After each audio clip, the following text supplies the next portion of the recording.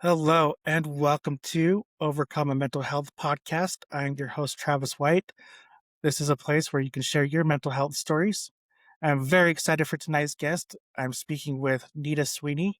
Nita is a best selling author, mindfulness coach, mental health advocate, marathoner, and dog mom. Sorry, all that was like a tongue twister to me. But It's a mouthful. welcome to the show.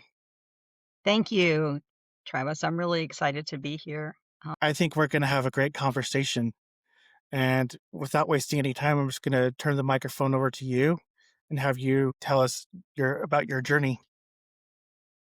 Well, it started a long time ago.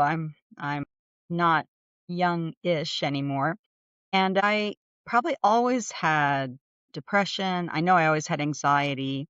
I was always kind of a melancholy kid, and I didn't realize how much it was impacting me until I had made my way through college and was actually in law school. And that's when I started having my first really severe panic attacks.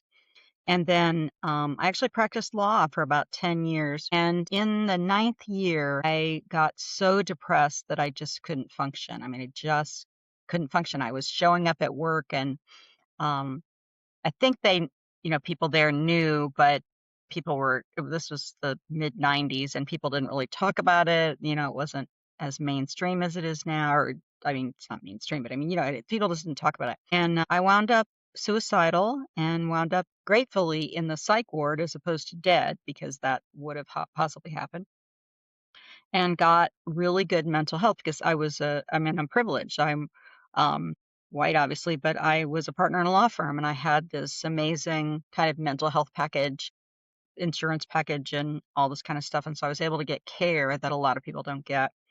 And I've sort of had struggles on and off for many years. I always wanted to write. I've gone in and out of various diagnoses. The one that finally stuck, which didn't happen until I think it was like 2004, 2005, was bipolar 2. So that's kind of my official diagnosis. That with suicidal ideation, bipolar 2, anxiety, all of that. And yeah, and I always wanted to write. I always wanted to write. I did most of what I did when I practiced law was writing and research, and that's what I loved best. And I couldn't get a book published. I couldn't get a book finished. I couldn't get, I'd get a few magazine articles published and then I'd go through another depressive episode and I would write a draft of a book, maybe edit it some. I tried to, pitch one book and as soon as the rejection started rolling in, I couldn't handle it. I couldn't handle the stress of that. And finally in 2010, I think that's right. I was I think I was 49. I saw a social media post from a friend that said, "Call me crazy, but this running is getting to be fun." And I thought that was possibly the most ridiculous thing I'd ever heard. The words run and fun did not belong in the same sentence in my mind at all. And mind you, I had therapy, I'd been in group therapy, like I said, I'd been hospitalized, I had medication. I also learned to meditate when I met my husband. That's kind of a funny story. I'll share it quick. But we were barely just started dating, and he was at my house for dinner. And after dinner, he said, "Hey, do you want to sit?" And I said, "Do you want to what?" I was like, I didn't know what he was talking about. And what he meant was, "Do you want to meditate?" And so my very first meditation instructions were from this guy I had just, you know, been on like 3 dates with. And he said, "I'm going to set the microwave timer for 5 minutes. Do your best to notice your breath and try not to fidget." And that was it. That was the whole thing. And I was like, what? And so all this time I had been meditating, we had gone to retreats, and it really helped. It really, really, really did help. But I still had these horrible bouts of depression, crippling imposter syndrome, anxiety, panic attacks, especially around bridges. And so my high school friend, was about the same age, about the same size, as equally not athletic as me, and I watched her, and she seemed to be having fun. And so after a few months passed, I checked it out, and I leashed up the little dog, or not little, but our dog, Morgan, and went down into this hidden ravine and jogged for 60 seconds. That's what the training plan that she was using said. It said 60 seconds of jogging. And I swear, if it had said a minute or if it had said running, I wouldn't have done it. But something about 60 seconds of jogging sounded doable. And then from there, different things happened, which I'm not going to go into the whole thing, but Mhm. that's my first book. And I eventually was able to get that first book published. And it's essentially a story of me taking up running at middle age and how it helped my mental health and also kind of the accomplishment of running at that age, at my size. I was a bit larger than I am now. And, just that sense of accomplishment. And yeah, so that book is called Depression Hates a Moving Target, which is it's true. I had been saying that phrase for years before the publisher wanted a title, and that was the one. That was it. So yeah, and then from there, I wish I could say, oh, then it's all wonderful and magical and unicorns and rainbows, but I had to then figure out the next book and then the next book, and luckily I had a really good supportive editor, Brenda Knight, who's now all my books are now with, or my first three are with a company called Books That Save Lives, which I love that imprint. That's their imprint, and that's how it felt working with her. Was it just felt like she was, really kind of pushing me along, helping me stretch. But the biggest thing about running that has helped was it did things that therapy, medication, meditation, writing as a practice, the other things didn't do. It like rounded out I call it a trifecta of mind, body and spirit. It's like the meditation keeps me in the moment and helps me manage the anxiety that way. Writing as a practice is another form of meditation. And then all the medical stuff, I have that too, but I didn't have a movement form. So I wasn't really tending to my body in the way that I could. And I swear that if I hadn't been running and done some of the long distance stuff that I did, that I wouldn't have the stamina to have finished that first book because I had tried. I don't know how many first drafts of books I've got, and I could never get it finished, polished, have the focus and concentration, the stamina to get it published. And yeah, and that's what it took. And so now I'm still writing books and I'm working on my fifth book, hopefully come out next year. We'll see. But they're different. The first book is a pure memoir with it has a little kind of a how to at the end. The second book is a writing journal, so it's blank pages with author quotes. The third book, Make Every Movement Meditation, is a how to about how to meditate while you're moving. And then the fourth book is also meditation called A Daily Dose of Now, and it's about mindfulness practice. It's like a daily reader. So every day you have a Okay. little daily practice, do this, just real tiny little, pinprick of do this to try to help you incorporate mindfulness in your day. But they're all memoir. Almost all the examples, maybe not all of them, but most of the examples are me doing something in my life to show you how I do this thing. And they all have the mental health component. They're all about how I use these tools to manage the symptoms of mental illness, which I have. I have, chronic depression, anxiety, suicidal ideation, and bipolar disorder. Probably a few other things thrown in there that aren't diagnosed either, and that's okay. I don't care. The Mhm. labels, the Yeah. labels don't mean anything. And they mean something to me because they help the professionals know what to do, but there's so much overlap and so much, fluidity that I'm y- not totally sure. So I'm going to breathe and let Travis talk now. no, you're good. Thank you for all that. And it's Thank and it's you. like you don't want to be known by your labels though. Like you said, it's good thing for the doctors to know how to help you out and assist you. But like when it comes back to because I suffer from bad depression, I've had some suicidal ideation. Um, I've called a hotline, but I didn't quite end up going to a psych ward or anything. But I mean, I was to the point where I had plans on what I was going to do, how I was going to do it. There was never a when. I've had problems with like dissociating and completely not remembering what I'm doing in that moment. When I get that way, I'll wander off or I'll, you know, go fall asleep in a car or something, like something just weird that I wouldn't normally do. But and then anxiety, like it's it's either like I'm really dealing with this super anxious mind or this dark, deep, depressed state. And it's like, and speaking of that, I do have a question. When you're, which one, like when you're, say, you know, you're feeling anxious or depressed, which one do you feel is easier for you to come out of? Is there, That's a good question. Because I meditate, I think the anxiety is easier for me to come out of because I can bring my mind back to the moment and realize that most of what I'm anxious about is not currently happening. And so I have that I've trained my mind. I mean, it's really a skill, like almost like a muscle. I've trained my mind and I can pretty much, bring back to whatever the sensations are right here. Right now, I'm looking at Travis. I'm seeing his face on the screen. My behind is in a chair. I'm in this room, very concrete details that I can bring my mind back to physical sensations, my breath. Sometimes my breath makes me anxious though, so I'm better off with like maybe the feeling of my hands or my body in the chair, my feet on the floor, something like that.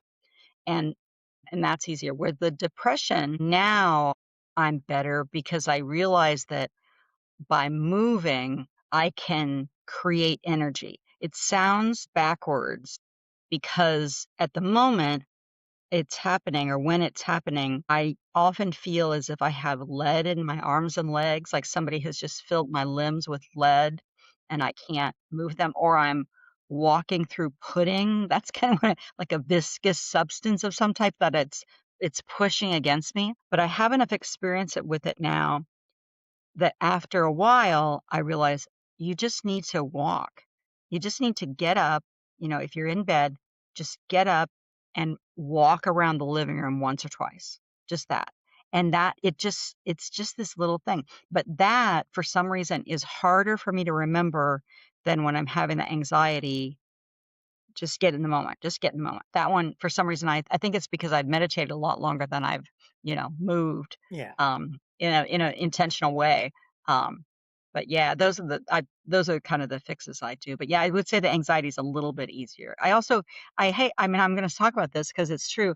I am through menopause now, and I truly believe women perimenopause and when you're going through the perimenopause and menopause, it was like my anxiety went on steroids. It ratcheted up so high, and the, medical provider I was seeing at the time really did not want anybody really to be on hormone replacement, and now there's new research that it's not necessarily as tied to all the bad things they used to think, and so I really think a tiny dose of some kind of hormone, replacement therapy might have really helped because it was just awful for years. And now it's like it didn't go away, but it's so much better.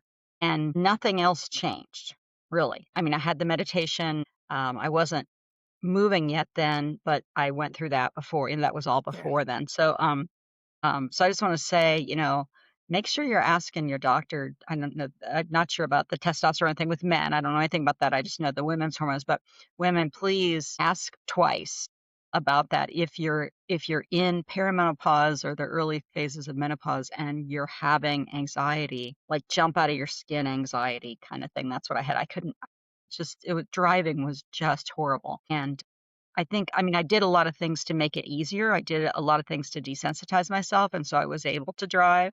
It was mainly on freeways and over bridges, but, I got through it, but I think that if I'd had other kinds of medication support, um, it might have been easier. So I just wish I wish I'd pushed back a little more or that it had been 10 years later, because now that, they realize, "Wait a minute, those studies, they're looking at them again, and they're not quite yeah, as" you know, so, yeah. yeah. And you did bring up important point because I feel like the anxiety in women when they're going through that stuff, like it's not talked about enough. Like, No, yeah.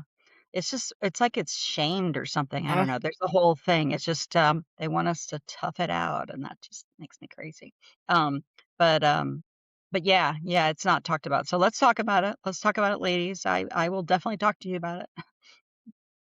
And like going back to what you said previously, like the anxiety, it's the same for me. Anxiety, I've trained myself like cuz you go to therapy and my therapist basically taught me how to rewire my brain and, you know, make old habits disappear. But one of the things that he really taught me was like, your anxiety is just thoughts. It's just like bad thoughts. And he's like, you need to pretend that there's a stream right next to you, it's floating by, it's going pretty quick, and get those thoughts and just tear them out of your head and throw them away. Watch them float down the river. Watch them float down the river. Oh, I love that. I love that. So since I've been able to, I mean, it took me a bit of time to learn how to, subconsciously like sit and think about like, because sometimes like I'd be doing something, I'd be really anxious and have to stop and think, like stop what I was doing. But okay, I'm feeling anxious. What do I do? Now I could do it without like anybody noticing. Before my wife would be like, okay, what are you doing? Why are you like Yeah. What is standing? this about? Why Right, are right, you standing in the middle of the room? right, Like you're right. Well, putting the I'm kids to trying to. bed. And so Mhm. now my anxiety is really easy. But once I get one of those deep, dark ruts like of depression, I'm like, Yeah, it's, I went through like that's a hard. month episode where I just could not do it. And finally, like I'm that was just recently. So I'm finally, I think, towards the end of that. It's been about 2 months, and my therapist did help with a few things, but I'm just glad that I find somebody that else that, they say anxiety is that easy one to push, but it's all, I Yeah. feel like with mental health in general, it's all like a learning curve. Oh, completely.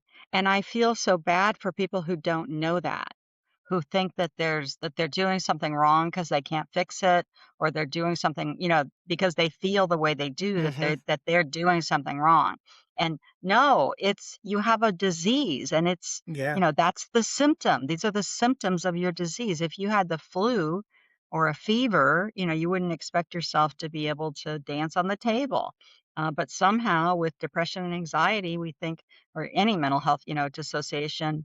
I don't have dissociation so much, but I have auditory hallucinations sometimes where I hear music that isn't there, and also olfactory ones where I'll smell things that aren't there. And yeah, those are the symptoms of my disease. But I coach a few people. I'm not a therapist, but I coach a few people, and that's what we talk about is just trying to normalize this so that we don't add this extra burden to ourselves by shaming ourselves for having this stuff because we didn't do anything wrong to get it. So we don't need that extra layer on Hmm. top of it. So we work with that first, trying to kind of normalize what's actually happening so that then we can access the tools because so much of what gets in the road is the way we think about ourselves or the way we think about mental illness or these, whatever you want to call it, these things we live with that, you know, Yeah. challenge us.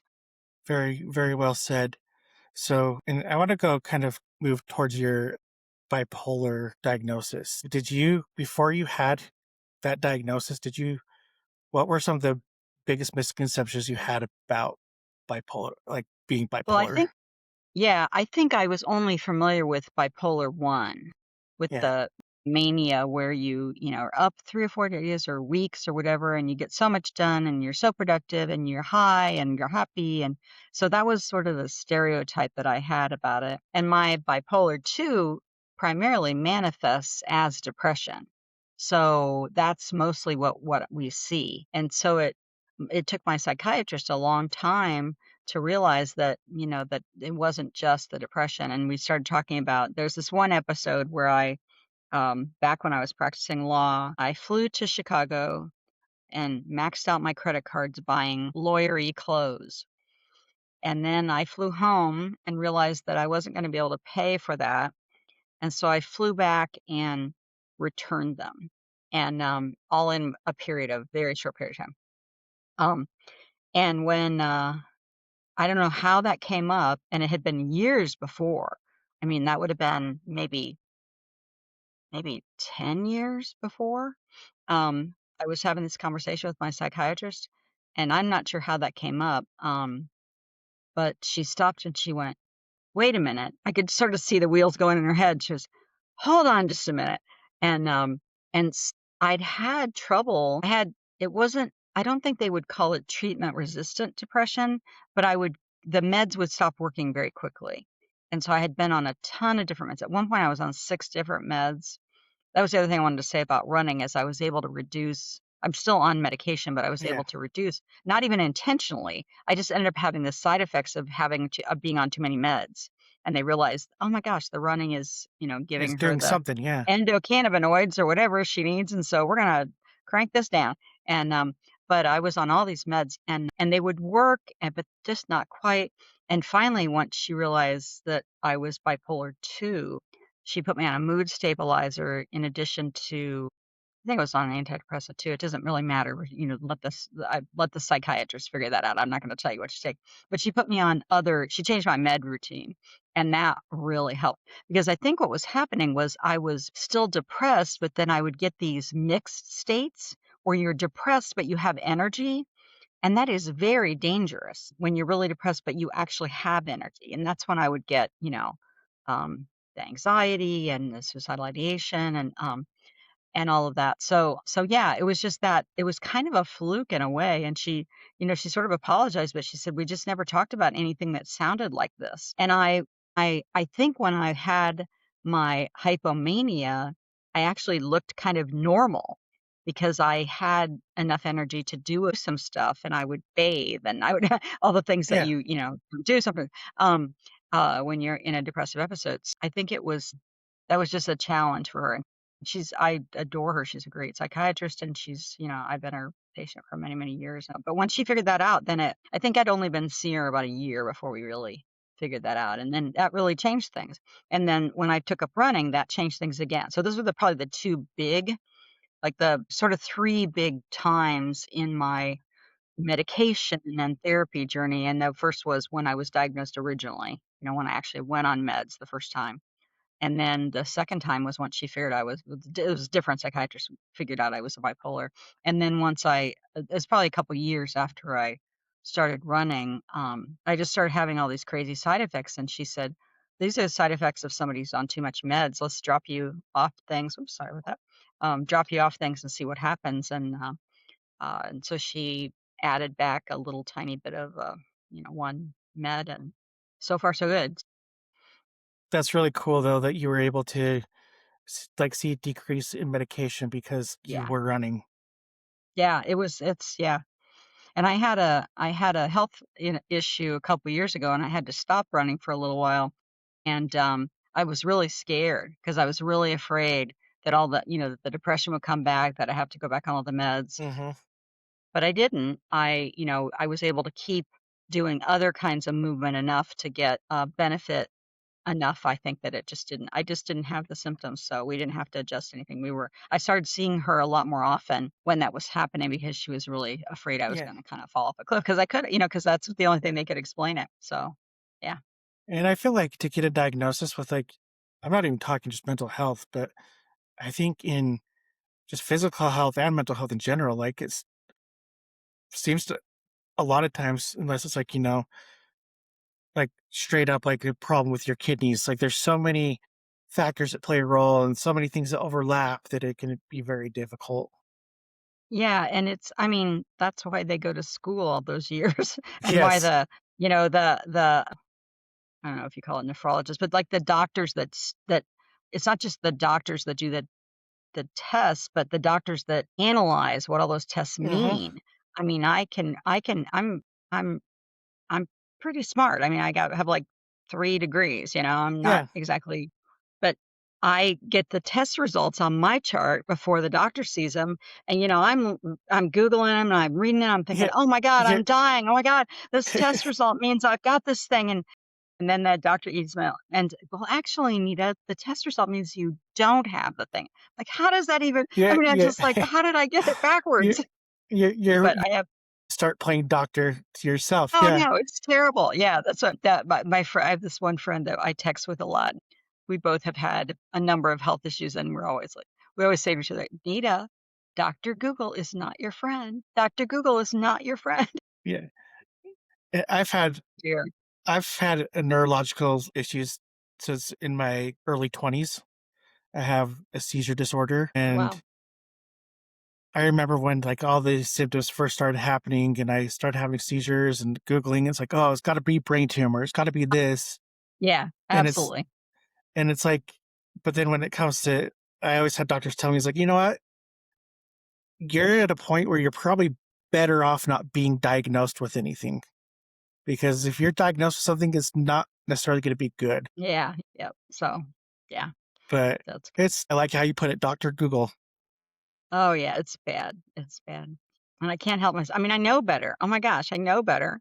I've been burned so many times, and yet Yeah. yeah, yeah. Gratefully, again, I have an amazing doctor. He happens to be a runner too, which is wonderful.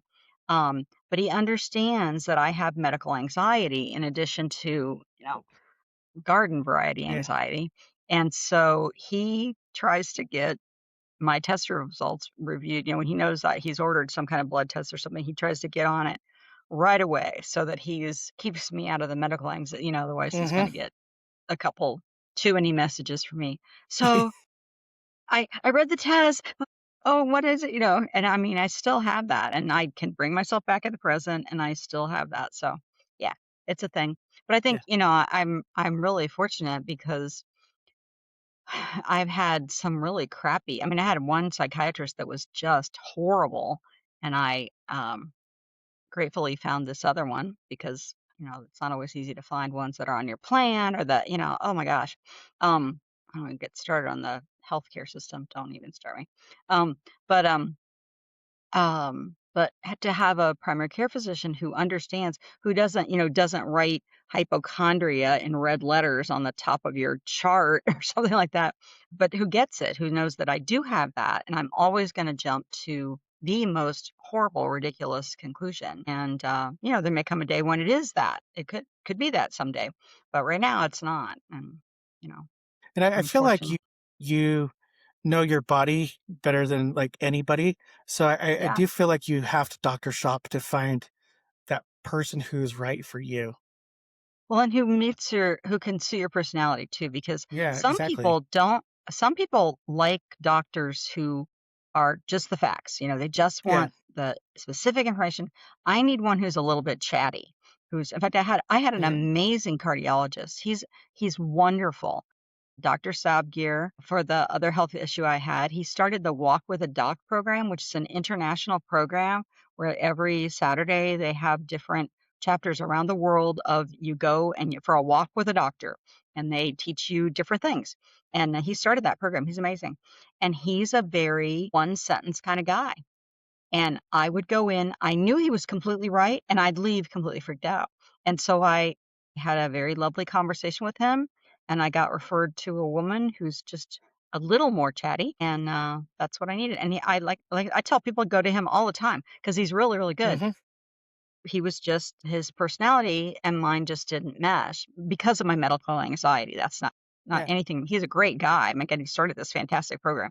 Um, but I probably shouldn't have said his name, but I wanted to say about the walk with a doc, and it's obvious that it's him. And he writes the funniest emails. He's hysterical in writing. But so I ended up with a different cardiologist who's a renowned colleague of his, and Dr. Albers, and she's wonderful. But it was a tough choice because I knew how good he was, and I knew he was completely right about what he was saying, but it was like I couldn't hear it because of my issues. It wasn't about him at all. And so I think maybe 10 years ago, I wouldn't have done that. I'd probably still be his patient, which probably would be just fine. I might be fine by now.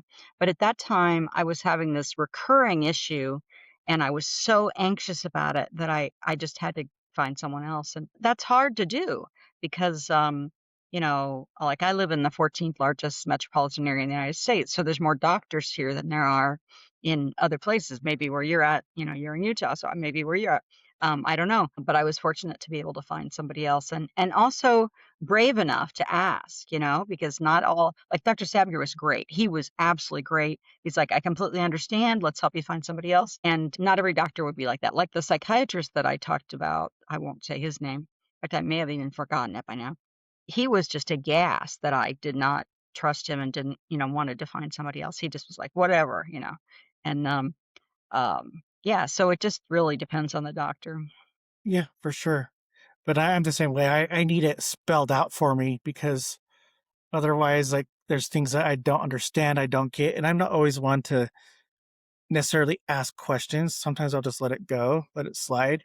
Yeah. but and then I'll think later, I'm like, well, I should have asked this, but whatever. And then I never follow up. But Yeah. like I've had to be better at that. But I found a doctor now that like it's like everything's laid out. This is what's working. This is not working. Like you need to do this, and more of the chatty type as well.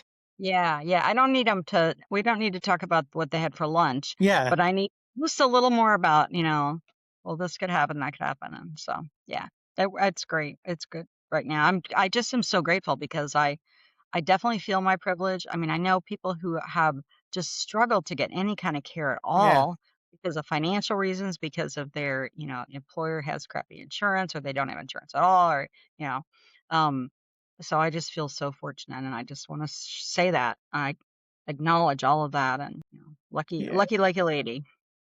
yeah. And it's like I hear people with different health coverage, and like, well, I can't do that type of appointment because I can't afford it because my healthcare doesn't cover it. Yeah. I was like, Yeah. that's too And they're bad talking because. the difference. Yeah. Sometimes they're talking the difference between paying their rent and paying their Hmm. doctor. And it's like, whoa, whoa.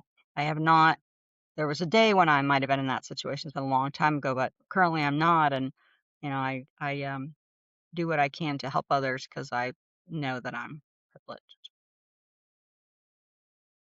I want to go back to talking about kind of exercising and that type of stuff. So somebody that is struggling with you know, let's say they're in a deep dark depression and they're struggling with starting to exercise, what advice would you give them? Just go for a walk. Walking is the most underrated, most valuable thing you can do. And if it means walking up and down your hallway, walking around your living room, just anything. If you can get outside and get some fresh air, that's even better.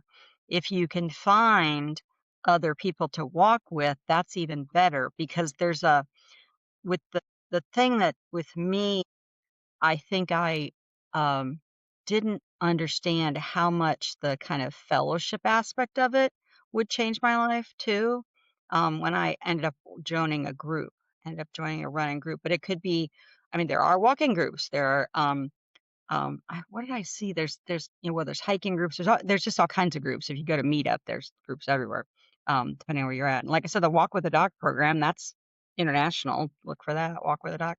Um, and it's DOC, like a walk with a doctor, but walk with a doc. But yeah, just some basic gentle stretching. It's like just have to get I say just because I shouldn't say that word because this is not easy. This is not. It took me probably 3 months to actually even open the training plan that my friend was using. And then it took me maybe 6 weeks to actually go out and try the first session. I mean, it was not just anything, so please don't take that the wrong way. But finding a movement that you can do, even if it's a little challenging, and that you enjoy too, because I had tried the, aerobics classes, I had tried yoga. I somehow always injure myself when I do yoga. I think I'm too competitive and I try to, do what the teacher's doing and I break myself. But finding something that you enjoy and for me, I didn't realize that I needed to be doing it with other people sometimes too. And and now when we meet, my running group meets once a week they meet a couple times, but usually go on Saturdays. Um, it's the highlight of my week, or it's one of the maybe not the highlight, but it's one of the best times of my week.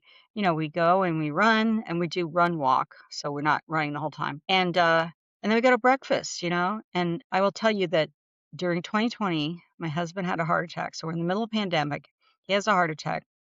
And then he has open heart surgery. He comes off that on a feeding tube. He didn't do well on the ventilator. And I was there, taking care of him on the feeding tube during the pandemic. There were professionals coming in and out, but otherwise we couldn't have anybody in the house. I mean, we had to be uber careful about him with germs. We'd seen plenty of people on ventilators. No, thank you. And I got a text one Saturday morning and I look out it said, "Look out your window. Look out your front window." And I think there were 6 or maybe 8 members of my running group. they had made signs like race signs, like you'd be had a marathon, and they were standing 6 feet apart in our front yard, and they were all signs cheering my husband on.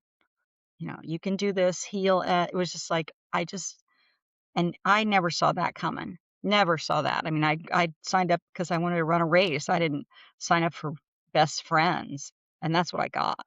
So when people start Yeah. so so when people start, just know that you might need more than you think. I don't know if I'm making it because I know when you're really depressed, it's so overwhelming. Like, oh yeah, Anita, sure. I get that. I get that. There have been days not that long ago where I really wanted to go for a run, knew I would feel better, but I was still in my pajamas and it was probably 3 in the afternoon. Um, and so I started running around my house up and down the hallway, just jogging in my pajamas. And pretty soon it was too hot to keep running in my pajamas. And so next thing I knew, I was in running clothes.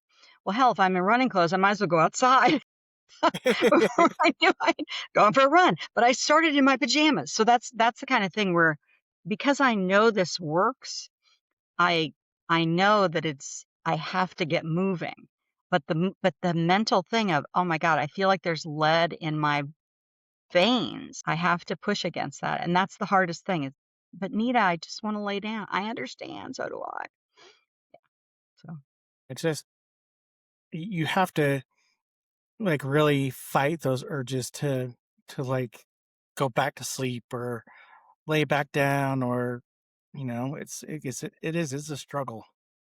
yeah, and I think for me, though, it's chunking it down into, like, these tiny bite-sized pieces. So if I'm in bed and I'm having trouble getting out of bed, the first thing to do is not get up and move, which is what I just said. The first thing to do is throw off the covers. Just roll over and throw off the covers and lay there for a minute. And then when you kind of get through that, then sit up on the edge of the bed and just sit there for a minute, you know? And then after a few minutes, stand up.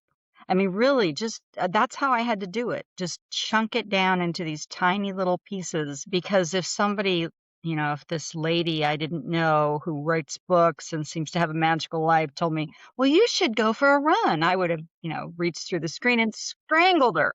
I'm not saying that. I'm saying do exactly what you can. And sometimes that's just throw off the damn part. Sorry, throw off the Yeah, you're good. covers. You're good. Throw off the covers and just lay there and go, "Okay, well, I'm uncovered now." And then after a while you go, "Well, I might as well sit up." You know, Yeah. at least that's what I was like, "Okay, well, I'm sitting up. I might as well stand up." It's like, "Okay, I'm standing up. I might as well walk somewhere." Just like Yeah. but it has to be It's these tiny bites because when I'm depressed, my mind is so easily overwhelmed. It's just everything is too much. Everything. Breathing is too much. And, so yeah, that's what I mean when I say go walk around your living room. I mean, throw off the covers. That's what I mean. one of the things that I find helps me just like in the morning. I used to be I most of the time I work from home and I used to, just keep my blinds down all day, not let the sunlight in, and that just makes it worse. So now I Yeah, like it does. there's days I still get bad migraines. So if I have a migraine, I'm like, okay, I don't want to let the light in.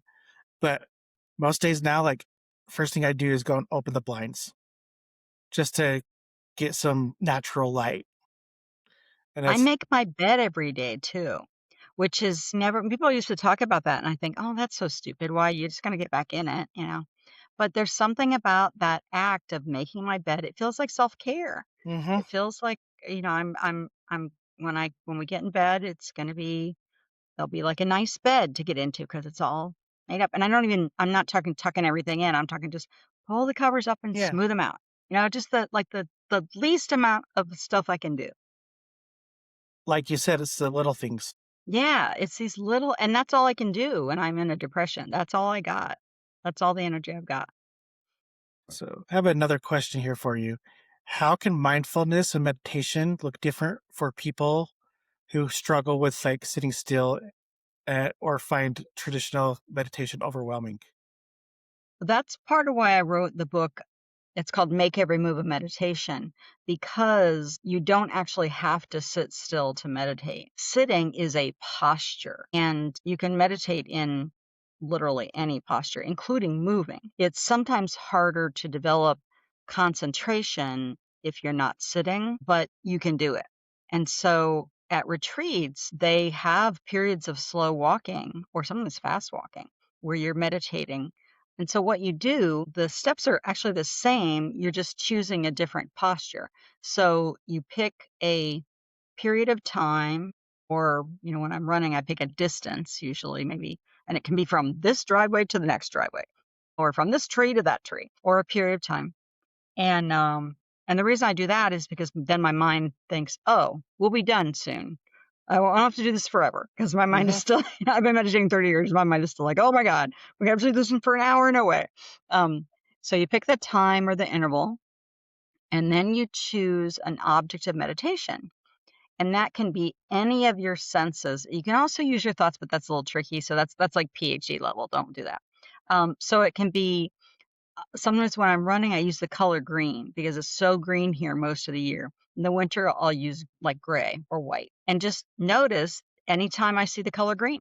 So you can go for a walk, or you can walk slowly, or just any kind of, you can jog, whatever, but pick a color or pick a shape even. Everything's circular. Say anything circular. I say anything circular. And then your mind will wander. And again, let me just back up about the object of meditation. You can use, in a spring, I'll use the lilacs, scent of lilacs. We will have a lot of lilac scent, and I'll notice, yes, there's lilacs present. No, there's no lilacs. Yes, lilacs, no, and that's it. You can use taste, like eating meditation. You can use the texture and taste of food. You can use sound. Sometimes I'll do hearing meditation where I'll listen to bird song, especially if we run early in the morning. Sometimes there's a lot of bird song. You can also use touch, and that's why the breath is actually a touch sensation. So those are kind of the five. You can use any of the five senses. But you pick one. You just choose one. Doesn't matter which one it is. You just pick one, and then you start yourself moving, and you do your best to keep your mind on whatever you've chosen. So let's say I've chosen the color green. I'm going to go for 3 driveways, color green. I get halfway to the first driveway, and I'm already thinking about what we're going to have for breakfast after the run, or, what I am supposed to be writing tomorrow, or the podcast I'm going to be on with Travis next week, or whatever. And then I go, wait. So that the fourth thing is remembering. Oh, wait, I'm supposed to be meditating. And then the fifth thing, which is really important, is I very gently, without reproach, bring my mind back to whatever it is I've chosen, which the color green. Oh, there's some green. Okay. And I go back to that. And then I get another half a driveway and I'm thinking about something else. And I go, oh, wait a minute. And that's what it is. Meditation is basically 90% forgetting that you're meditating, and then remembering, oh, yeah. And then very gently bringing your mind back. And then you just do that until the interval or period is done and you're done. And if you have questions, you find a teacher or someone, a coach like me, to answer your questions. But that's really it. You just choose something, choose a time, get moving, forget you're meditating, remember you're meditating, and go, oh, wait a minute, here we go. And then you just do that over and over until the time's off. That's And then eventually what'll happen is you'll the muscle of focus, and you realize the periods that you're forgetting are shorter and shorter, and the periods of time where you're actually either seeing or hearing or smelling or tasting or touching the thing become longer and longer. But it's not by force. It's like a natural process. It's not like, I mean, it's funny because they in Zen, always like, oh, the ring's eye kind of that kind of thing. hmm But they're not making it either. You just very gently bring it back. And that's the process. So I hope that made sense. But no, I wrote a totally whole book makes about sense. it. That's that's really cool because I've always thought as of meditation as something that you somewhat have to sit still for, and Nope. that's really cool. That like gave me a totally complete like new understanding of it, because it's like Good. Hey, my so work so here's thank done. you. Yay. Yeah, Awesome. I You're learned welcome. something. Hey. Yay. That's So great. you've done some coaching work as well, obviously without breaking like any HIPAA laws. Could you share a success story of coaching someone that really moved you? Wow. I think The biggest one is a person who was really, really they had a very important to them story to tell, and they were so stuck, they just couldn't get to the page, and we were able to get them to the page, and they ended up self-publishing the book, but they actually got their story out there into the world, and it was just the book isn't gonna make some huge splash or anything, Yeah. but it was such an important story, and I won't tell because I don't wanna give away, but, um, especially to them, it was so powerful that I saw that it's not about the book. It's about the transformation of the person when they do something that has terrified them, when they overcome their fear and accomplish this thing that they thought was impossible. And that was just because I've helped a lot of people write stuff. I mean, that's kind Yeah. of, I do a lot of different kind of coaching, but that's the one that the people tend to come back for. But this person was just so frozen that frankly, I wasn't sure we were going to make it. It's like, I don't know, we just do our best. And so that I think is probably the most powerful thing. Yeah. That's really cool. And it's like those things, like, they're the types of things that keep you going. Yeah, they really do. It's just seeing people grow even in the tiniest ways. I've had people who've had difficult health diagnoses. I've had people who wanted to, run crazy races that they weren't sure they could do. I've had different types of leaders, like executive people who essentially weren't sure if they could stay in their career, and some of them chose not to, and some of 'em figured out how to do it, and, because I've been coaching a long time, I don't do a lot of I never have a lot of clients at the same time because Yeah. I can't do it. I still have my own mental health challenges, and I'm wanna write my own books, so I only have maybe 3 or 4 clients at a time, but, um, but yeah, it's so when it clicks, man, it makes me high. Yeah. I'm sure it does. Yeah. It's really cool. So if you've honestly answered the majority of my questions without even me answering, like, asking them, but Good. it's really, it's like you're reading my mind or something. Oh my wow, I apparently wanna talk about what you wanna hear, so that's good. That's we knew it'd be a good I mean, when I first contacted you and I said, let's talk about possibly doing this, I just thought this is gonna be a good match because I just feel like we just have the same audience, and that Yeah, makes it and you beautiful. said some good vibes, so but Yeah. so I just Yeah, have a absolutely. few more things here. If someone listening today is struggling to find hope, what would you want them to hear from you? But the thing I always say is stay because it will change. It will get different. In the next second, it will be different. And that's what we tend to think it's frozen and that I'm going to feel this bad forever. But it's actually changing right now. So, I just urge people to stay because it changes. It just changes. And if we can, you kind of can see that in hindsight. It's hard to see it when you're in the moment. But, and that, people always say reach out for help. Man, when you're so depressed, sometimes it's really tough. But just hang on to whatever you are right now, hang on here right now, and it will change. It absolutely will change. That's the only constant is change. Things just do not ever stay the same. Yeah. So that's what I always say is just please stay. We need you. First off, we don't, you may not think we need you, but we do. And it's going to change. It's going to get different. I promise. Yeah, and it's like I always go by this thing, it's if I can just have that, little mustard seed of faith or hope, Yeah. like, that's all I need to hold on to. Yeah. Just, and so that's the thing when you're in a not crisis place, figure out the mustard seed then, Mhm. you know, because you need it. You're going to need it when, you know, the crap, what is the fertilizer hits the ventilator Yep. again. You're going to need it then. Um, um, So that's one of the tools I work with people sometimes is trying to find something that they can hold on to when it gets bad again. And it's hard because people don't want to think that it might get bad again. It won't be the same, but you're going to have ups and downs. We just do. It's not linear. You may have progress, but it's like this. It's Mhm. not a linear diagonal up. There's that For little for sure. little backslides. So Nita, what is next for you? Like, what do you have Oh, planned? well, I'm hoping that the next book will come out next year. It is another memoir, really pure, pure, pure memoir, um, about my relationship with my father, and it coincided with my uh, worst mental health crisis. So he was diagnosed with terminal cancer 6 months after I got out of the psych ward. And I had a lot of time on my hands because I wasn't practicing law, and all he wanted to do was play golf. And so we played golf until he couldn't, and then, so it's about discovering a way through my mental health issues while learning about him and learning to let him go because he had terminal lung cancer.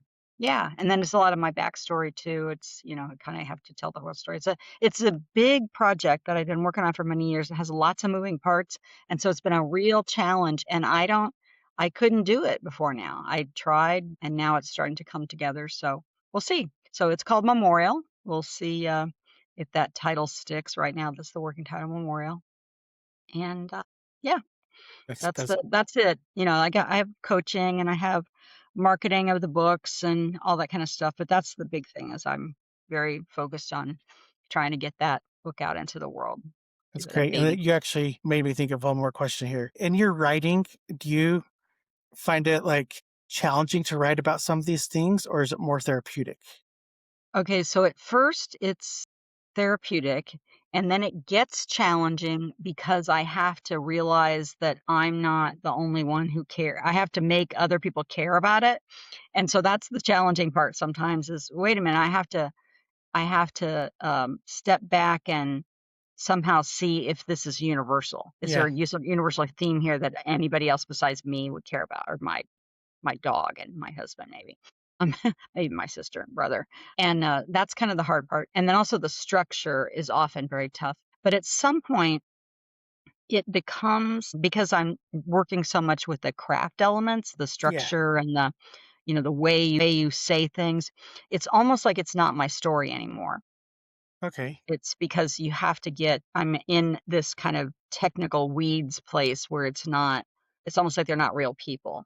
Um, and then every once in a while I'll read something and it'll go, oh wait, that really happened. I remember that, and they'll be like Yeah. this, because you have to be in it, but yet you also have to take a step back sometimes. So yeah, it's both. It's all, there are days when I'm crying in my office and, I can do probably about 3 hours on a day of it, and then I'm just done. And that's both because it's emotional, but also, um, because the focus is just that you need, especially when it's like a huge project. We're talking like 90,000 words is all these pieces or 31 chapters is all this, moving stuff around um, and, uh, there's probably a more efficient way to do it, and I've tried every other way and this is just what works for me, so somebody else might be much more efficient, and it would be less painful for them, I don't know.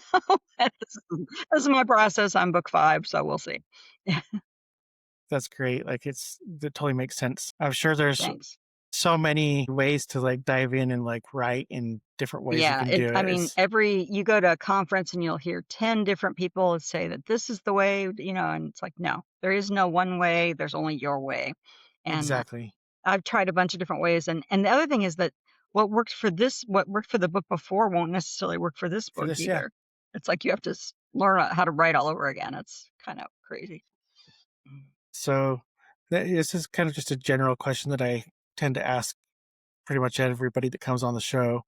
When it comes to mental health, what do you feel is the biggest stigma? Oh, wow. There's so many. I think that we're lazy. I think that's the lazy. That's the one that, like like if we just tried harder, we'd be fine. That's the one that just gets me again and again. It's like this is not. Yeah, no, we're not lazy. We're either confused or we're exhausted or we're in the wrong place or, like with jobs, it might be bad job fit. There's all kinds of reasons that you aren't doing your quote potential. But yeah, when I hear people talk about, oh, they're just lazy, I just want to scream, scream. Yeah, Yeah, I'm yeah, right there with you. It's like yeah. you There's about wanna 100 I could go, but that's the one that popped in my head. That's the one. yes. That's like a hot button for me. So. You're lazy, it's just a phase in life, you can get over it, just it's Yeah, like you get through it. Oh, it's like, obviously, you've never had to deal with exactly. anything past a bad hair day. Yeah. Or they have, and it wasn't chronic. It was Mhm. acute. Because there's a very big difference between having an acute episode and then getting well. And someone like me, which I think you have it too, Travis, who's chronic. I have a chronic condition. This is not, I mean, it gets better. I have better days and I'm much better and much more able and, to do things than I was, let's say 10 years ago or 15 years ago. But it's not going to go away. I'm not going to wake up someday and not have bipolar 2 and not have these episodes. And, it's chronic. So, You find the workaround, you find like you said, you've discussed all of them, the tools that you use to get through the day by day. yeah, I find the workaround and I've had the resources to find the workaround Yes, too. Because exactly. I am not here to judge anybody who cannot do any of the things I'm saying. Because some people just can't. You just can't. You can't function and you're not getting the help you need. So, that's the truth about what the world we live in right now. I totally agree. So where can people find you and your stuff? The best place is my website, nitasweeney.com. And there's a free little book thing called 3 Tools for Happier, Healthier Mind. And when you get that, you end up on my email list, which you can either stay on or unsubscribe from. Um, and I try to keep that updated. I have a blog and stuff like that, but that's the best place is get on my newsletter and you'll hear from me maybe once a month, maybe not that often. I try to send an email newsletter often enough that people don't forget who I am, but I don't flood people's inboxes. I do send a few more emails. Like if I have a book coming out, I try to send a few more emails because they fall through the cracks. Even email will fall through the cracks sometimes when people go, I didn't know you had another book out. Yeah, I do. I do. So yeah, that's it. NitaSweeney.com. Thank you for Awesome. asking that. Perfect. Yep. And last thing here is we've discussed a lot of topics tonight. Is there anything that you'd like to bring up that we did not discuss? Mm, peanut butter and jelly sandwiches. Need to bring that on, right? We need to bring that on. Yeah.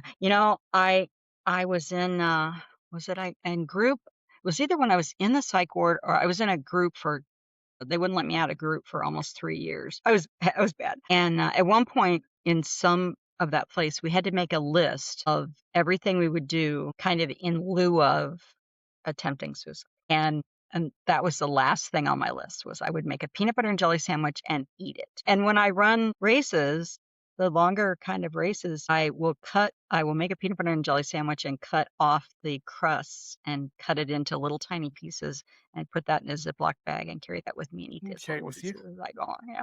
So I'm a big peanut butter and jelly fan. I used to Sorry, I just no, you're good. random. I used to down, the frozen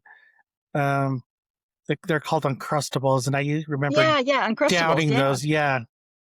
But then, yep, I changed my diet and I don't eat a lot of foods that I used to eat, but Yeah, I yeah. That's remember yeah.